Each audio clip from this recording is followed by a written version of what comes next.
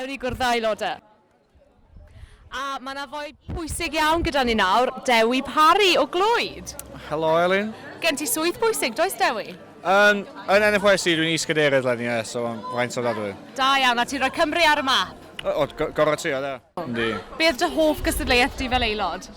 Ei, cystadlen yn siarc oedus. Siarc oedus? Yn y sioe yma, coginio oedd yr un oedd i rili eisiau ennill. Ginio? Ti dipyn o gogydd wyt ti? O, dwi'n yn bad, da. Be di'r speciality?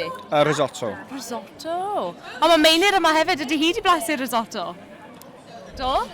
Weles i ti yn dy gotwen bore yma hefyd, do Meinir? Do, barnu'r mi wools bore yma, do. Johnny David. As a drummer in Brecknock, come from maybe when you were about 10 years old, competing in the drama festival, to now being in this amazing band that plays at all the shows through the summer and things. Oh, thank you very much.